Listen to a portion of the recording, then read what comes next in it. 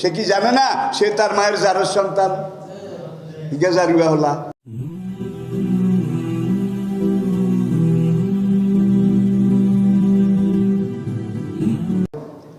মক্কার যেই লোকটা, কুরাইশদের যেই নেতা ওলীদ ইবনে মুগীরা, আবু জেহেলের সবচেয়ে বড় ক্যাডার ছিল, ইসলামের বিরোধিতার ব্যাপারে সবাই আগে ছিল।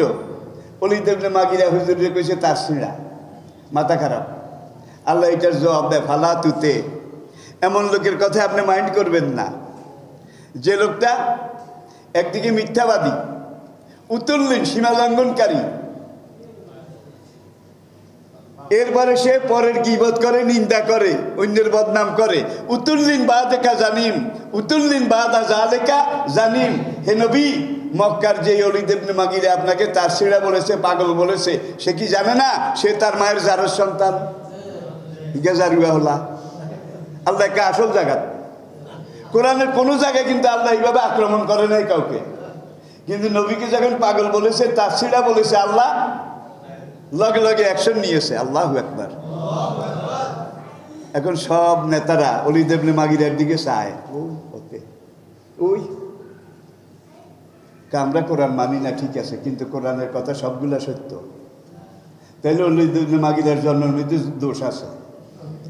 এখন সবাই ওলীদ ইবনে মুগীরার দিকে চায়, কি রে তুই নাকি হারামজাদা, তুই নাকি তোর মায়ের জারজ সন্তান। ওলীদ ইবনে মুগীরা আবু জাহেলের মাননীয় স্পিকার, আমাকে ক্ষমা করবেন, আমি বাড়িতে যে একটু মাকে জিজ্ঞেস করে আসি, বাড়িতে বেশি দূরে না, আপনারা মিটিং চালিয়ে যান, আমি মায়ের কাছে যাই। ওলীদ ইবনে মুগীরা তার মায়ের কাছে গেছে, বাবা অনেক আগে মারা গেছে, মা জীবিত আছে, কিন্তু খুনখুনে বুড়ি, খুনখুনে বুড়ি, কুজো হয়ে হাঁটে। ওলীদ ইবনে মুগীরা একটা নাঙ্গা তলোয়ার নিয়ে রণদুর্মদ সেই জাহেল বীরের মতো ঘরে গিয়ে ঢুকছে, গিয়ে দেখে যে তার বুড়ি মা খেজুর পাতা দিয়ে পাখা বনে, খেজুর পাতা দিয়ে পাখা বনে। বুড়া মানুষ যতক্ষণ করতে পারে এই ধরনের কাজ বেশি করে। এখন তলোয়ার মায়ের ঘাড়ের উপরে উঠেছে, মা আজকে তোর একদিন আর আমার একদিন।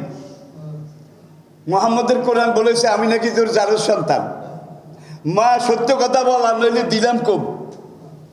মা দেখলো যে যেই ছেলে কোপ দিয়ে ফালায় নাকি, সে তলোয়ারের দিকে রেনে তার আত্মা কেঁপে উঠছে। বাবা কোপ দিস না, কইতে আসি, কোপ দিস না, কইতে আসি। মা তাড়াতাড়ি আমার মান ইজ্জত সব গেছে। এখন মায় কয়, তুই তো জানিস না, তোর বাবা যেদিন আমাকে বিয়ে করে প্রথম এনেছিল, বাড়িতে আসার পরে তোর বাবার মুগীরা ওলীদের বাবা, তোর বাবা মুগীরা, ওলীদ ইবনে মুগীরা, তার একটা কালা জ্বর, বাত জ্বর, এমন একটা জ্বর হয়েছিল যেই জ্বরের এফেক্টে তার সেক্সুয়াল পাওয়ার, যৌন শক্তি, এটা সম্পূর্ণরূপে জিরো হয়ে গিয়েছিল, যৌন শক্তি নষ্ট হয়ে গিয়েছিল। কিন্তু আমি তো তোর মা, বিবাহ বন্ধনে আবদ্ধ তোর বাবার সাথে। আরব দেশের মানুষ বিয়ে করার পরে কেউ কিন্তু জেনা করতো না, যদিও কাফের আসিল। এখন কয় তোর বাপের তো পুরুষালী শক্তি, সেক্সুয়াল পাওয়ার, যৌন শক্তি, এটা ওই জ্বরে, বাত জ্বরে নষ্ট হয়ে গেছিল। আমি তো মানুষ, রক্ত মাংসের শরীর, দিনের পর মাস, মাসের পর বছর, বছরের পরে যুগ, ঋতুচক্রের আবর্তনে সময়ের ঘড়িয়ে গিয়ে চলে। আমি এই ব্যবহার কতদিন থাকব? এক রাতে তোর বাবার সাথে তোর বাবার একজন আরব যাযাবর বেদুইন বন্ধু আমার বাড়িতে মেহমান হয়েছিল। ওই আরব মেহমানকে খাওয়া দাওয়া খাওয়ানোর পরে তোর বাপ যখন ঘুমিয়েছিল, আমি তখন উঠে গিয়ে গোপনে তোর বাবার ওই বন্ধুর সাথে দেহদান করেছিলাম। সেই রাতে তুই আমার গর্বে এসেছিস। মুহাম্মদের কথা তো 100% সত্য। কেমন বুঝলেন?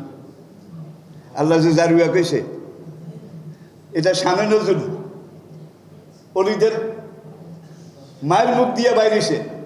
ওলীদ এখন আর কেউ বাদ দেয় নাই, এখন আবার ওই দারুণ নদোয়ার দিকে যায় আর গসর গসর করে। গসর গসর বুঝেননি? কাজ সদাকা মোহাম্মদ, কাজ সদাকা মোহাম্মদ, কাজ সদাকা মোহাম্মদ। মোহাম্মদের সব কথা সত্য, মোহাম্মদের সব কথা সত্য। আমার ব্যাপারে যেটা কইছে এইটাও সত্য। আল্লাহু আকবার, আল্লাহু আকবার, আল্লাহু আকবার। এটার নাম কোরআন, এটার নাম ইসলাম। এখন ওলিদ ইবনে মুগীরা দারুন নদওয়াতে গেছে যে আবু জাহেল রেখা, হুজুর আপনার কথা 100 ভাগ ঠিক।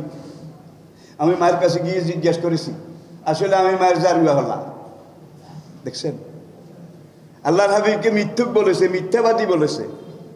আর আল্লাহ হাটে হাড়ি ভেঙ্গে দিয়ে তার আসল স্বরূপটা দুনিয়ার সামনে এমনভাবে বের করে দিয়েছে যেটা কিয়ামত পর্যন্ত কোরআনে যেহেতু আছে।